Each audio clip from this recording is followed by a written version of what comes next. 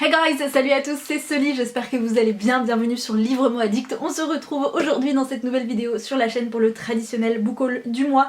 Et vous allez voir qu'en janvier, mon dieu, j'ai craqué, mais beaucoup plus que ce que j'aurais dû et que ce que je pensais. Et du coup, il va falloir que je calme un petit peu mes ardeurs en février, je crois, parce que là, même s'il y a certains livres que j'ai déjà lus de cette palle,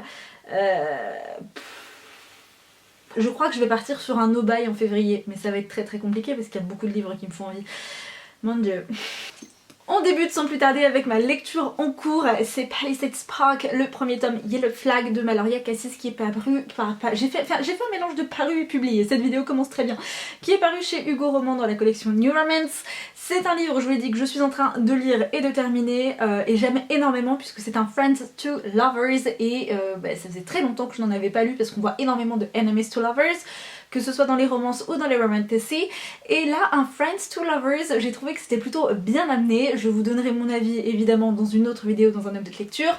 Mais ici, dans cette histoire, on rencontre Lee, qui est une jeune femme qui déménage de Chicago, qui arrive en Californie, à Los Angeles, et qui a acheté un appartement dans une résidence, la résidence Palisade Park. Et là, elle va faire la rencontre de son nouveau voisin qui s'appelle Matthew, qui lui est sauveteur. Et puis, ils vont passer de neighbors to friends to lovers, donc de voisins à amis, à amour, puisque en fait leur relation démarre vraiment sur cette base amicale, puisqu'ils sont tous les deux inscrits sur la même application de rencontre, mais en fait ils se rendent compte finalement que leur profil ne les définit pas vraiment complètement, ils ne définissent pas qui ils sont réellement, et donc Matthew va revoir un petit peu le profil de Lee et faire quelques aménagements, quelques changements, et inversement Lee va faire quelques changements dans les photos et dans les descriptions de Matthew pour qu'il puisse trouver l'amour, sauf que vous vous en doutez, à force de le chercher, en fait ils vont réaliser qu'il est là quoi.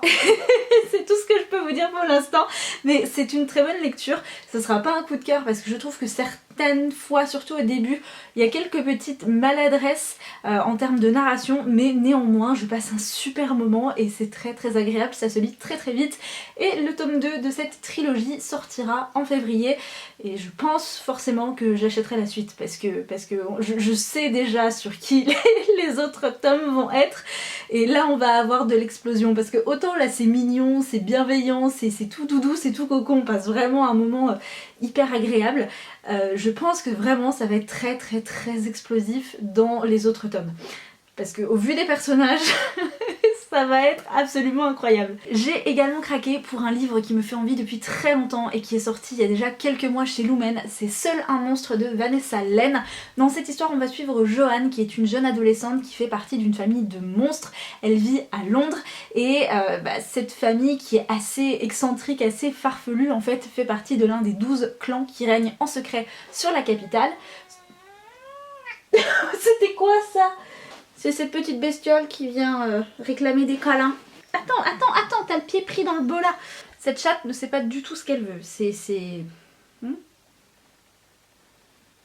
Donc avant que Queen Pum Pum ne nous interrompe, je crois que je disais qu'elle faisait, notre héroïne Joanne faisait partie de d'un des 12 clans qui règnent en secret sur Londres, et elle va s'attacher à un garçon avec qui elle travaille qui s'appelle Nick et qui en réalité est un chasseur de monstres. Donc pour contrecarrer les plans de Nick qui visent forcément à exterminer tous les monstres et forcément la famille de Joanne, celle-ci va devoir s'allier avec l'héritier d'un clan ennemi, je crois qu'il s'appelle Aaron, et voilà. Je ne peux pas vous en dire plus, ça avait l'air trop bien, j'ai vu plein d'avis extrêmement positifs, je trouve la couverture splendide. Alors il paraît que c'est YA, moi j'ai un peu de mal avec du young adulte, vous le savez, mais pour autant je suis très très très intriguée et vous avez été très nombreux à me dire que c'était une super lecture, donc vraiment je vous fais confiance à 200% et j'ai très très très envie de lire ce livre. De même, je vous en reparle très prochainement sur la chaîne, j'ai lu Des Savage Song de V.E. Schwab, le premier tome, puisque le tome 2 sort ce mois-ci, je crois que quand vous verrez cette vidéo il est déjà sorti, c'est Our Dark Do It. J'ai trop kiffé ce premier tome, je ne pensais pas être réconciliée un jour avec V.E. Schwab, donc je suis beaucoup trop contente. La couverture en plus elle est splendide.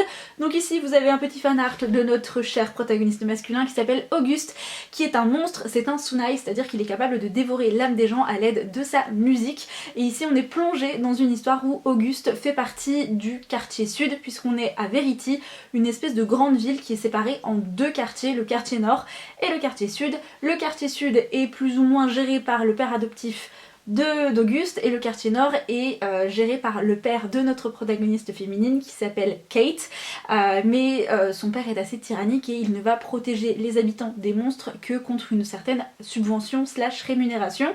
Bref, Auguste va devoir infiltrer l'école de Kate pour se rapprocher d'elle et potentiellement faire pression si jamais la trêve qui sépare le quartier nord du quartier sud se termine. Je sais pas trop comment dire ça, mais voilà. Bref, la paix est assez fragile dans ce monde où la violence humaine engendre des monstres qui vont s'attaquer davantage aux humains. Donc vous avez les Malkai, les Sunai et les Korsai, donc ceux qui dévorent l'âme des gens à l'aide de la musique, ils sont très peu nombreux.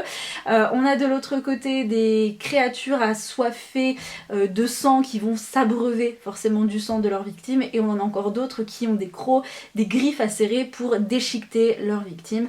Bref, dans un monde assez violent, assez barbare, on va suivre ces deux adolescents qui vont se rencontrer et qui finalement vont plus ou moins s'allier. Je ne peux pas vous en dire plus, mais franchement, j'ai surkiffé ce premier tome. Il y a le soleil qui pointe le bout de son nez.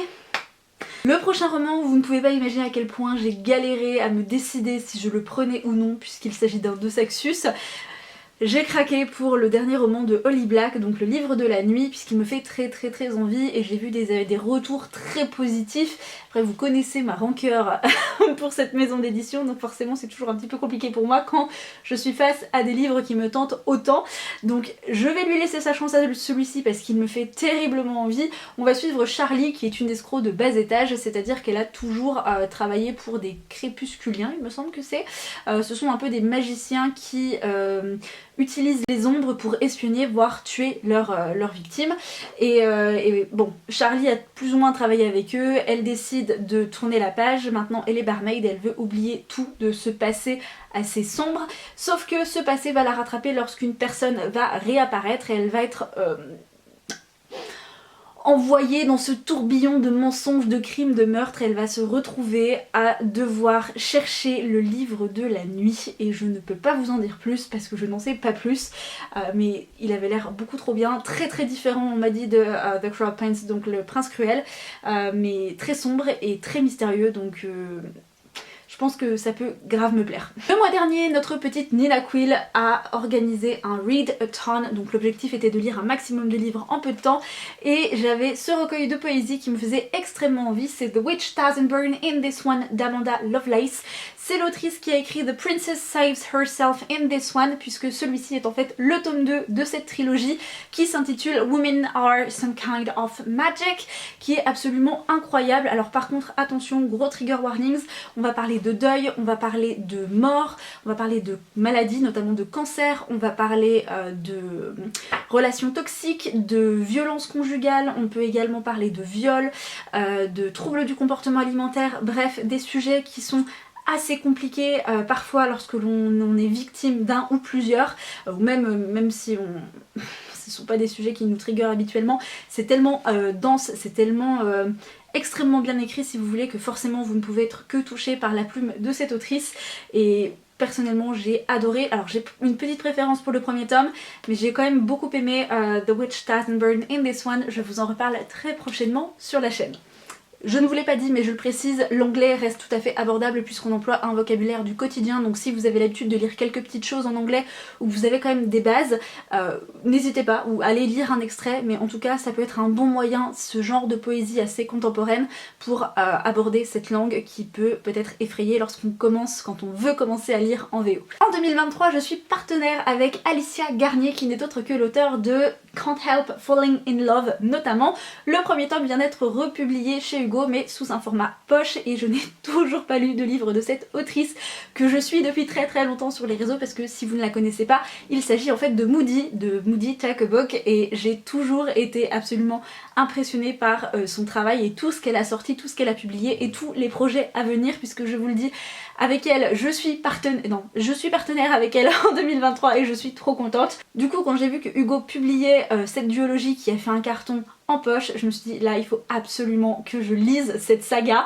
parce qu'elle a l'air absolument géniale. On va rencontrer Logan qui rencontre lui énormément de problèmes d'addiction, que ce soit la drogue, les femmes, etc. C'est un homme qui est célèbre et il va faire un petit peu le pas de trop et son agent va lui dire écoute c'est soit ta carrière elle est terminée, soit tu vas te faire soigner. Donc Logan rentre chez lui, il me semble que c'est en Virginie si je ne dis pas de bêtises, j'ai peut-être... ouais c'est ça, en Virginie. Il rentre chez sa sœur et sa mère pour se mettre au vert et là-bas il va faire la rencontre de Riley qui est une jeune femme qui depuis ses 16 ans essaye de se relever tous les jours des atrocités qu'elle a vécues. Je ne peux pas vous en dire plus et elle va rencontrer Logan et ils vont se rendre compte tous les deux que ils sont aussi abîmés l'un que l'autre et on va avoir une romance qui va démarrer entre nos deux protagonistes. Il paraît que c'est très touchant, très poignant donc ça risque de me plaire fortement. Petite nouvelle de Sorcery of Thorns qui est sortie également en janvier, c'est Mysteries of Thorn Manor de Margaret Rogerson. C'est un bébé livre parce que vraiment c'est comme un format semi-poche, c'est très drôle, je n'avais jamais vu de hardback comme ça. Il est très beau, j'adore la couverture, les dessins sont absolument splendides. J'avais adoré Sorcery of Thorns et là du coup il me tarde de retrouver Silas, Elizabeth et Nathaniel dans cette petite nouvelle. Forcément comme c'est un spin-off slash nouvelle qui dépend d'un one-shot, je vous conseille fortement de lire le one-shot dont je vous laisse le résumé dans la barre d'infos. Autre livre de romance pour lequel j'ai craqué, c'est signé Kay Bromberg et c'est Sweetheart. Ici il me semble qu'il est question d'une jeune femme qui doit se rendre au mariage de son ex, sauf qu'elle ne veut pas y aller toute seule et je crois que c'est ça hein. Oui c'est ça. Tout a commencé par une invitation au mariage de mon ex-fiancé, j'aurais dû l'ignorer, la mettre à la poubelle, la brûler, mais je ne l'ai pas fait, je viendrai accompagner. Et en fait notre héroïne va être accompagnée de A.S. Whiteley qui est une méga star du cinéma mais qui est en fait son premier amour, qui va redébarquer 10 ans plus tard et qui va se retrouver à l'accompagner au mariage de son ex.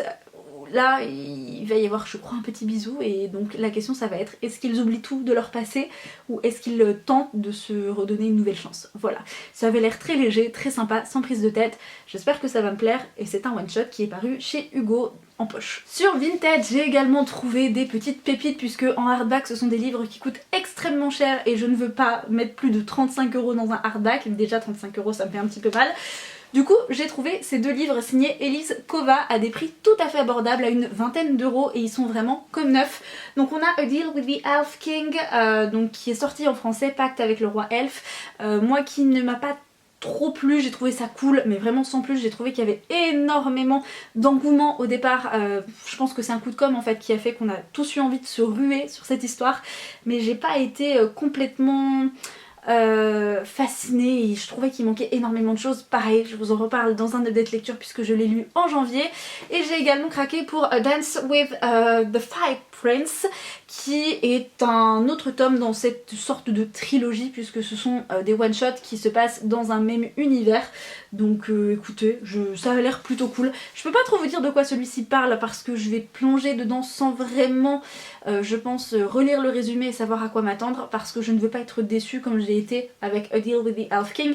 Pas qu'il était mauvais encore une fois, mais je m'attendais à vachement plus, à beaucoup mieux et même s'il est très cool quand on veut commencer la romantasy notamment, moi qui en ai lu beaucoup, du coup je suis restée forcément sur ma faim et c'était assez dommage. En début d'année j'ai également craqué et lu Calliope, le premier tome, Le sacrifice d'une princesse, c'est signé Coconan et c'est une trilogie qui est disponible chez Black Ink Édition.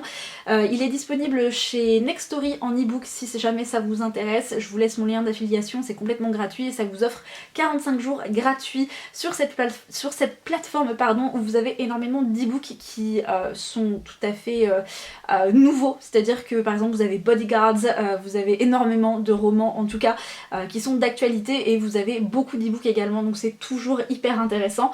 Et donc on retrouve Calliope qui est une princesse viridienne qui vit dans un univers où je crois que c'est 3 siècles après notre ère, hein, c'est pour vous dire, où en fait les femmes sont plus des esclaves que des épouses. Je vous en redirai pas plus par rapport à ça, je vous en reparlerai dans un update lecture, mais donc elles sont privées de toute liberté dès lors où elles sont mariées à un homme et Calliope pour sauver retrouver la paix et arrêter en fait le massacre, la guerre qui sévit entre son royaume et un autre royaume, elle décide de se sacrifier, d'abandonner sa liberté et elle se retrouve unie en fait à son premier amour. Sauf que la guerre change les hommes et cet homme qu'elle a connu est devenu un héritier impitoyable, arrogant, ignoble, bref, on pourrait avoir tout un tas d'adjectifs très péjoratifs pour le qualifier, mais voilà, Carel est un homme qui a été abîmé par la guerre, donc entre désir, amour, haine, ben tout ne tient qu'à un fil, et Calliope va se retrouver dans ce nouveau royaume, exilée de ceux qu'elle aime, et je ne peux pas vous en dire plus. Voilà, elle va devoir affronter les complots de la cour et voilà, et je ne vous en dirai pas plus.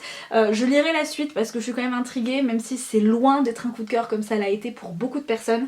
Il y a énormément de choses qui m'ont dérangé, c'est un grand mot, mais qui m'ont fait tiquer en tout cas, et qui ont rendu ma lecture moins addictive que ce qu'elle aurait pu être en fait. Mais voilà, après ça reste une très très bonne lecture que je vous recommande, je vous en reparle dans un prochain update. Dernier livre de ce book haul qui n'en finit plus, j'ai craqué pour 1000 battements de cœur de Kiera Cass, donc qui n'est autre que l'autrice de la sélection.